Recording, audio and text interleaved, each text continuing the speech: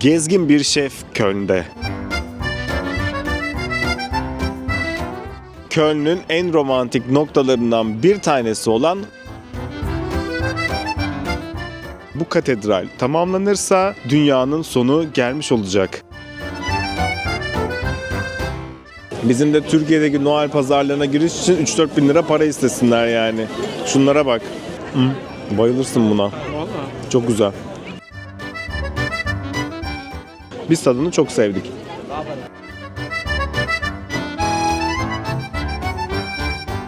Biz de çikolatamızı buradan alacağız.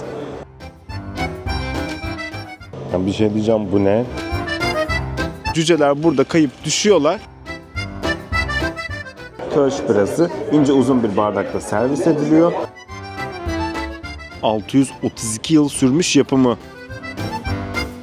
Almanya'nın en tarihi ve en büyüleyici şehirlerinden bir tanesi olan Köln Milyonu. Hepiniz hoş geldiniz arkadaşlar. Ama videomuza başlamadan önce eğer YouTube kanalıma hala abone değilseniz abone olmayı, yeni videolardan da hemen haberdar olmak için de bildirimi açıp beni Instagram'dan da takip etmeyi unutmayın lütfen. Ve şimdi gelin Köln keşfimiz, Köln gezimiz başlasın.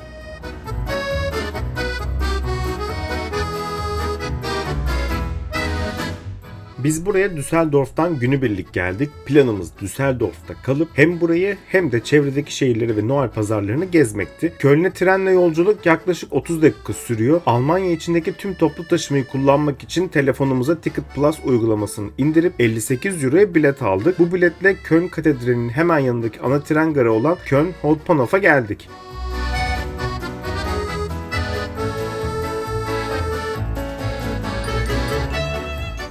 Şimdi Köln'ün simge yapılarından ve dünyanın da en büyük gotik katedrallerinden bir tanesi olan Köln Katedrali'ne geldik arkadaşlar. Bu devasa yapı öyle sıradan bir yapı da değil. Tam tamına 632 yıl sürmüş yapımı. Katedrale yaklaştığınız anda gökyüzüne uzanan sivri kuleleriyle sizi adeta bir zaman tüneline sokuyor. Bu arada kulenin tepesine de çıkabiliyorsunuz ama tam tamına 533 basamak var ve bunun hepsine çıkmak istiyorsanız çıkabilirsiniz. Ben çıkmak istemiyorum. Çünkü sizi daha farklı bir manzara noktasına götüreceğim. Oradan çok daha güzel gözüküyor. Bence hiç gerek yok 532 basamak yukarıya çıkmaya. Bir de katedralle ilgili çok güzel böyle spesifik, kimsenin de çok fazla bilmediği hem hikaye hem de böyle birkaç güzel rivayet var. Onları da size anlatacağım ama şimdi gelin biraz katedrale doğru yaklaşalım.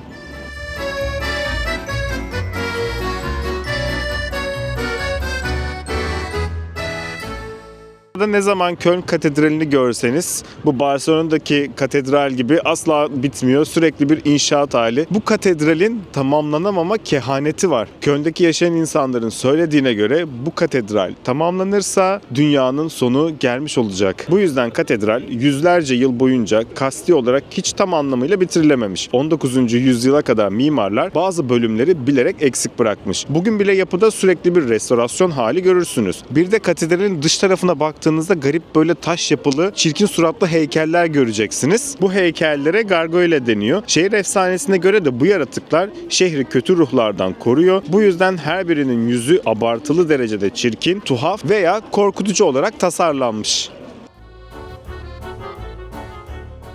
İçeriye girdiğinizde ise devasa sütunlar, ince işçilikli vitray pencereler ve gotik mimarinin tüm detayları sizi kendine burada hayran bırakıyor.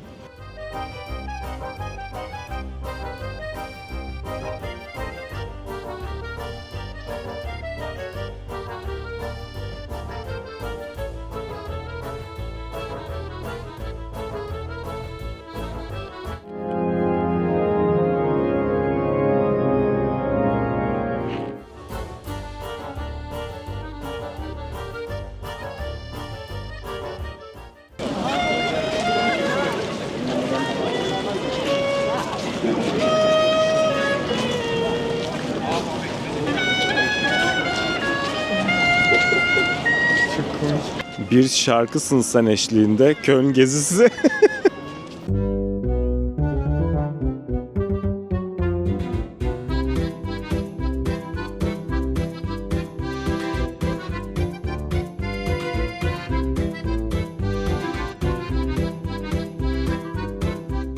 Bu arada biz akşam da geleceğiz ama şimdi hemen katedralin yan tarafında biliyorsunuz ki Köln'ün Noel pazarı çok büyük ve çok güzel.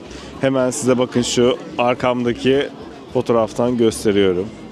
Bu gördüğünüz yer aslında neresi? Hemen şu arkamda görmüş olduğunuz ağaçlı yer. Şimdi gündüz gözüyle size burayı da göstereyim dedim ama tabii buranın asıl alamet farikası akşam ortaya çıkıyor ışıklarla birlikte. Hemen şöyle bir göz atalım, sonra gezimize devam edeceğiz.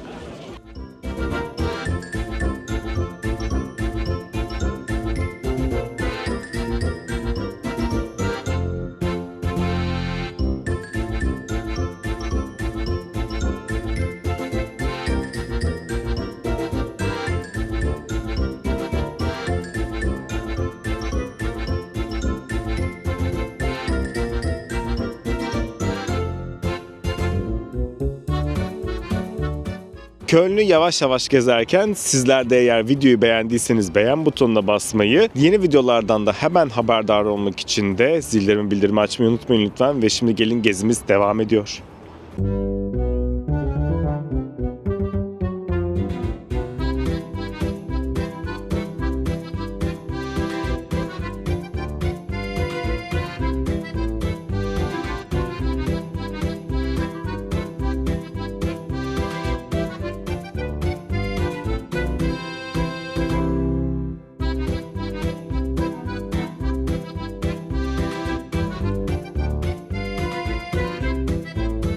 Köln'ün en sevimli şehir efsanelerinden bir tanesi de bu arkamda görmüş olduğunuz cüceler anıtı. Bir zamanlar geceleri olunca Köln'de bu cüceler ortaya çıkarlarmış ve insanların işlerini yaparlarmış diye söylüyorlar. Bir tanesi fırıncılıkla uğraşı, bir tanesi tamircilikle, bir tanesi işte marangozculuk vesaire falan yaparak insanların işlerini kolaylaştırırmış. Da gece bu işler nasıl bu kadar kolay oluyor diye terzinin karısı, bakın şu üstte gördüğünüz hanımefendi, bunları kim yapıyor diye meraklanmış ve merdivenin önüne bezelye taneleri atmış. Ve hani buraya gelen işte insanlar kayıp düşsün, o da onları görebilsin diye. Gece oluyor, bezelye tanelerinin üstüne basarak cüceler burada kayıp düşüyorlar. Ondan sonra da cüceler sinirlenip bir daha da Köln şehrine uğramıyorlar. Daha sonra da Köln halkı da bu anıyı, bu efsaneyi yaşatmak için de hemen katedralin yakın taraflarına bu çeşmeyi yaptırıyorlar. Bu çeşmenin de hikayesi bu şekilde.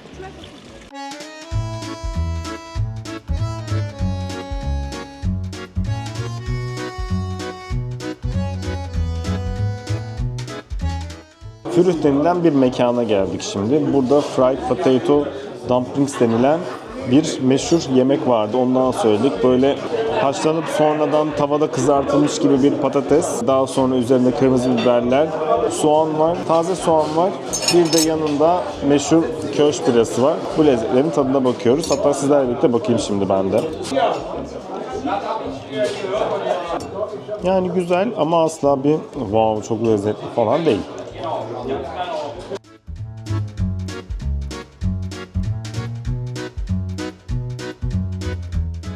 Köş birası ince uzun bir bardakta servis ediliyor. Yine burada da bardağınız bittiği zaman devamlı sizlere getiriyorlar. Eğer içmek istemiyorsun bunu hemen üzerine kapatıyorsun. Bu artık istemiyorum anlamına geliyor.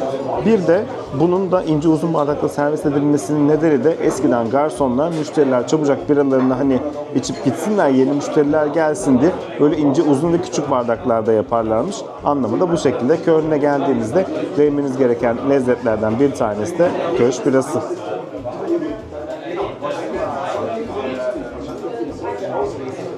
Tadı bayağı güzel. Hafif, içimi de kolay.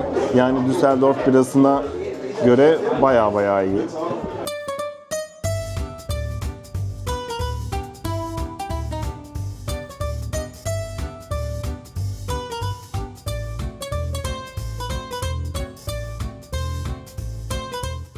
Geldik Köln'ün en romantik noktalarından bir tanesi olan Hohenzollern Köprüsü'ne. Vallahi bu isimler beni çok yordu arkadaşlar. Burası aslında halk arasında aşk kilitleri köprüsü olarak biliniyor. Binlerce çift isimlerini yazıp buraya kilit asmış durumda ve köprü resmen renkli bir sevgi duvarına dönüşmüş. Köprünün üzerinden geçen trenlerin sesi, Ren Nehri'nin dinginliği ve karşıda yükselen Köln Katedrali manzarası gerçekten çok etkileyici. Köln'ün en fotojenik noktalarından bir tanesi de kesinlikle burası.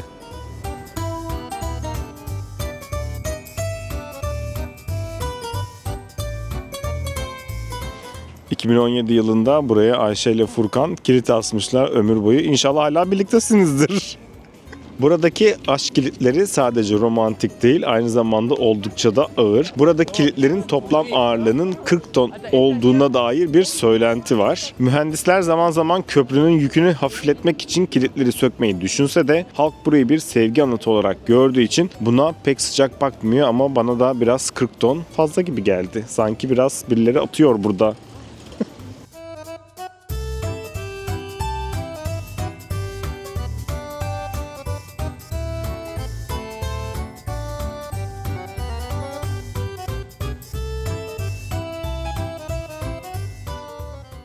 Köln manzarasını en iyi görebileceğiniz noktalardan bir tanesi olan Köln Triangle'a geldik. Burası 360 derece bir Köln manzarası sunuyor. Yukarıya asansörle çıkıyorsunuz ve kişi başı 5 euro ödüyorsunuz ve manzarayı bu şekilde izleyebilirsiniz.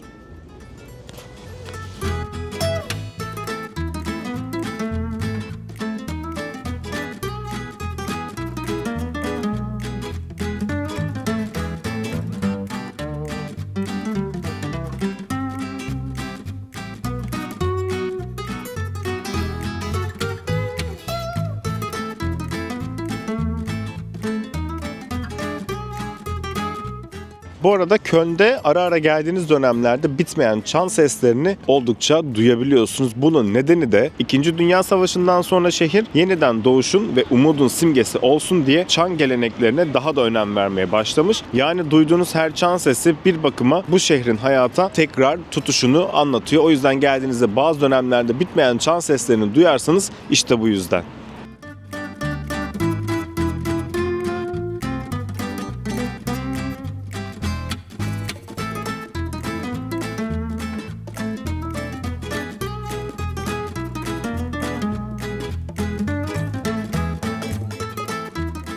Almanya'ya gelmişken çikolatalardan bahsetmemek olmaz dedik. Biz de o yüzden Köln'de çikolata müzesine giriyoruz arkadaşlar. Öncesinde Zürih'te Lindt Müzesi'ne girememiştik ama burada da bir tane görünce hemen dedik girelim. Bir çikolataların içerisine kendimizi atalım.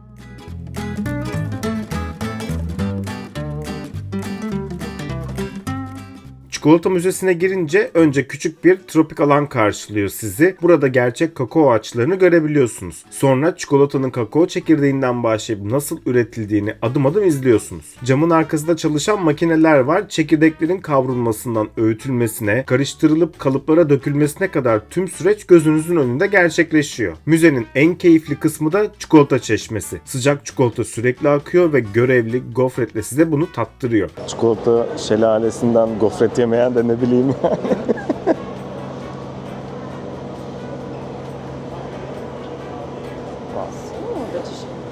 Dankeschön. Ya bir şey diyeceğim, bu ne?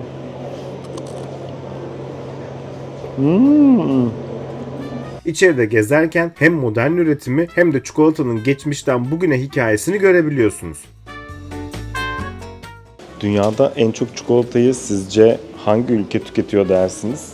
Hemen şöyle bir Almanya'ya bakalım. Bir de İsviçre'ye bakıyoruz. Vallahi kafa kafaya gibi Almanlarla İsviçreliler. Finlandiyalılar fena değil. Çekya, bunlar da fena değil. Belçika. Ana o kadar çikolataları var Belçikalıların, waffle'ların üzerine koyuyorsunuz. Bu kadar mı oldu?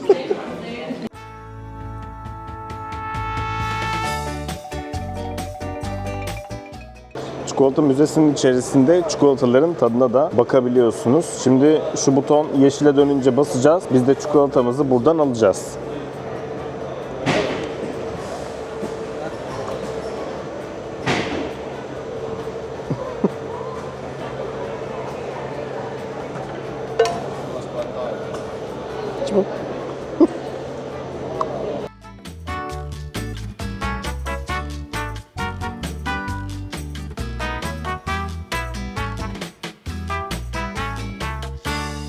En sonunda da müzenin kendi çikolata dükkanı var. Burada farklı çeşitleri de yakından inceleyebilme şansınız oluyor.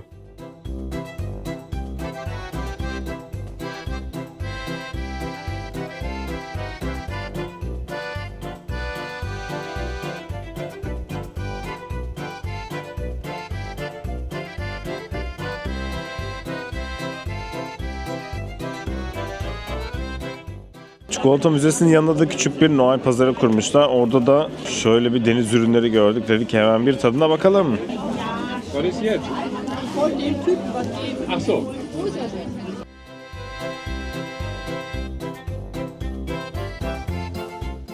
Köln'ün modern yüzlerinden bir tanesi olan bu ters L şeklindeki Kranhaus dedikleri evler. Bu evlerin mimarisi gemi vinçlerinden ilham alınarak tasarlanıp yapılmış. Köln'ün en popüler noktası.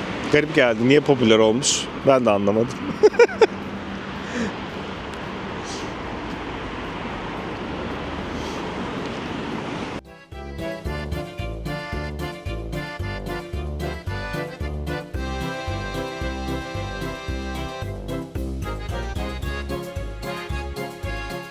Köln'ün en huzurlu yerlerinden bir tanesi de Ren Nehri'nin kıyıları. İsterseniz bisiklet kiralayın, burada gezin. İsterseniz yürüyerek gezin. İsterseniz de bir yerden kahvenizi alıp Ren Nehri'ni izleyin. Özellikle gün batımında gerçekten çok huzurlu ve efsane bir yer oluyor.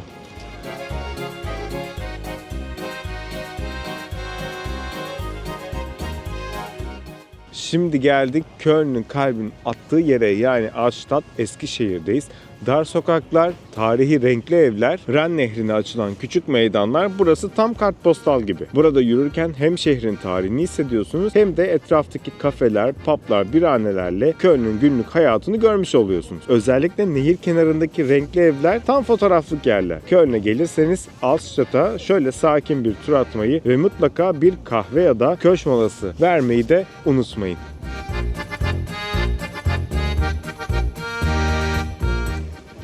Köln'ün en sevimli yerlerinden bir tanesi de bu renkli evlerin bulunduğu meydan. Orta Çağ'dan kalma bu evler Köln'de hala en çok ziyaret edilen ve en çok fotoğraflanan noktalardan bir tanesi.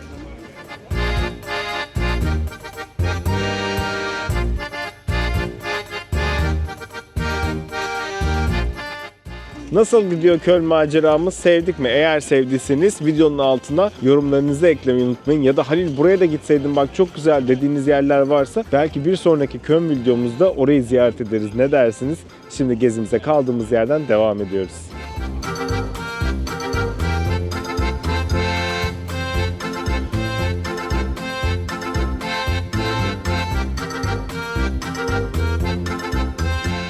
Şansımıza hava da ne kadar güzeldi bugün ya. Yarın yağmurlu ama soğuk.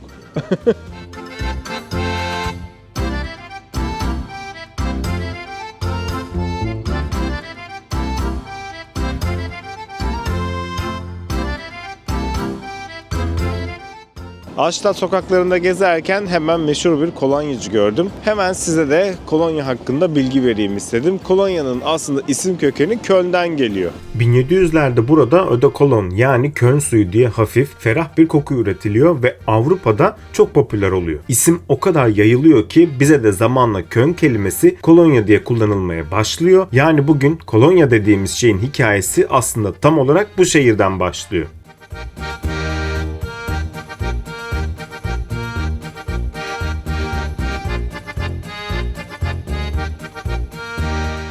Köln'ün en yoğun alışveriş caddelerinden bir tanesi olan Schildergasse'ye geldik. Burası aynı zamanda Avrupa'nın en yoğun alışveriş caddelerinden biri olarak da biliniyor. Hem yerli halk hem de turistler burada sürekli hareket halinde. Mağazalar, kafeler, sokak sanatçıları şehrin enerjisini, kalabalığını ve günlük yaşamını en net şekilde burada hissedebiliyorsunuz. Köln'ün modern yaşam ritmi tam anlamıyla bu caddede atıyor diyebiliriz. Biz de belki biraz bir alışveriş yapalım. Bu arada Apple falan da burada, aklınızda bulunsun.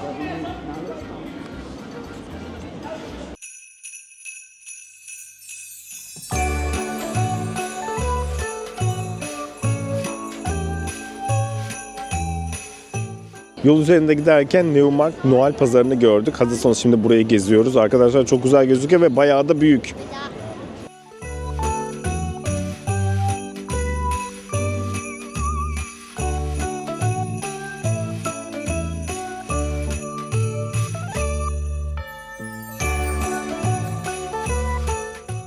Noel pazarlarında böyle alevli alevli bir balık pişiriyorlardı. Merak ettik, adı Lachskoning, Gravlax'tan geliyormuş.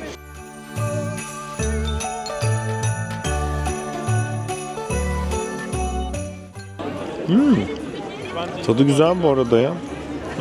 Bayılırsın buna. Vallahi. Çok güzel. Ben normalde çok fazla balık sevmem ama bayağı sevdim. Bayağı da lezzetli. İçerisinde biraz bir sos var. Taze çıtır ekmek, isli bir balık, marul. Vallahi çok güzel olmuş.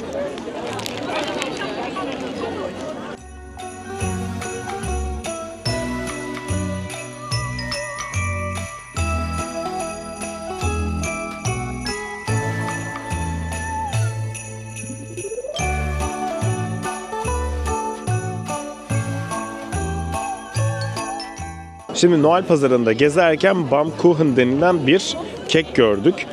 Böyle kat kat aslında bir silindir üzerine hamuru sürüyorlar. Hamuru sürdükten sonra fırına gönderiyorlar. Biraz piştikten sonra tekrardan hamura batırıyorlar. Tekrar fırına, bu işlemi 20 kez tekrarlıyorlarmış. Daha sonra da böyle lezzetli, tarçınlı, güzel bir kek oluyor. Buraya geldiğinizde denemeniz gereken lezzetlerden bir tanesi de bence bu olsun. Biz tadını çok sevdik.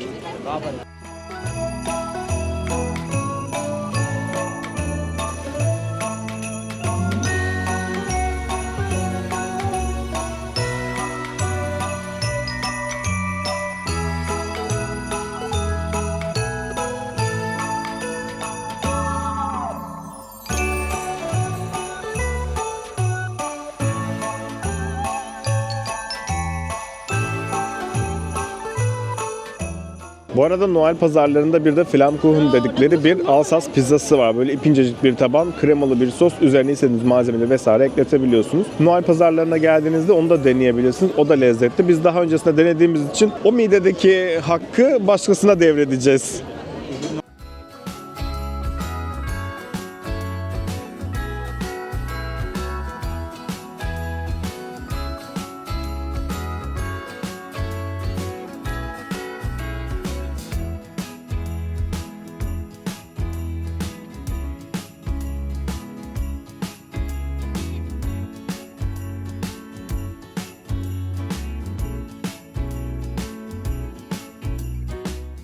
Valla bu Noel pazarındaki kokular bizi bizden aldı. Yani her yerde bir sosis yiyoruz, her yerde bir şey yiyoruz ama yapacak bir şey yok.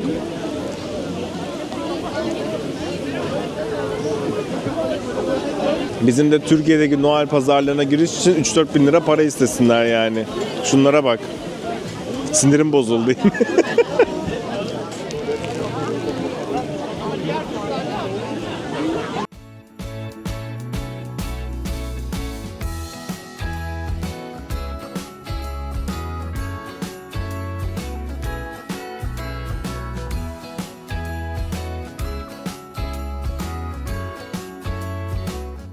Artık Köln'deki son durağımızda tekrardan hemen katedralin yanındaki Noel pazarları. Hazırsanız burayı keşfetmeye başlayalım.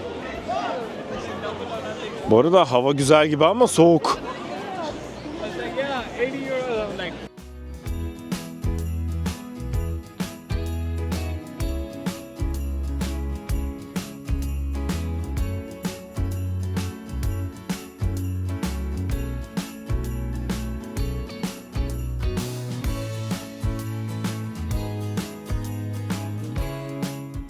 Zürih vlogu izleyenler bilir ki bizim raclette sevgimizi kimse sorgulamasın. O yüzden şimdi hemen ilk olarak raclette görünce dedik ki deneyelim.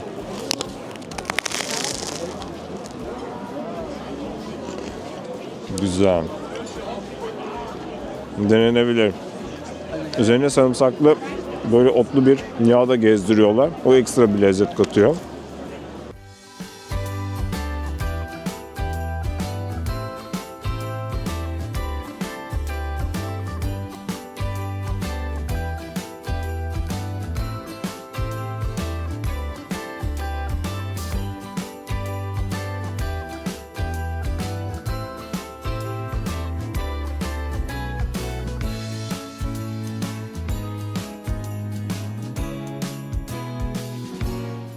Yani bir şey diyeceğim, burası da gerçekten çok kalabalık bu arada ve bazı şeyleri almak için çok fazla sıra beklemeniz gerekiyor. Yani bir tane dedik ki sıcak şarap içelim. Arkadaşı sıraya koydum, ben size çekim yapıyorum.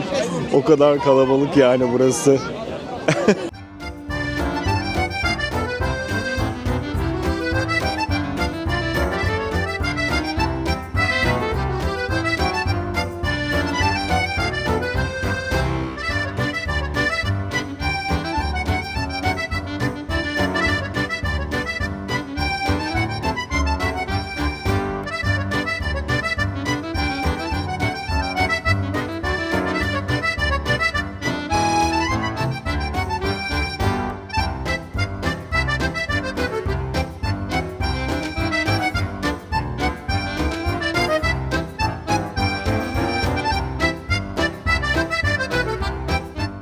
Videomuzun sonuna geldik. Eğer hoşunuza gittiyse beğenmeyi ve bir sonraki videoları kaçırmamak için kanala abone olmayı unutmayın. Bir sonraki videolarda görüşmek üzere, hoşça kalın.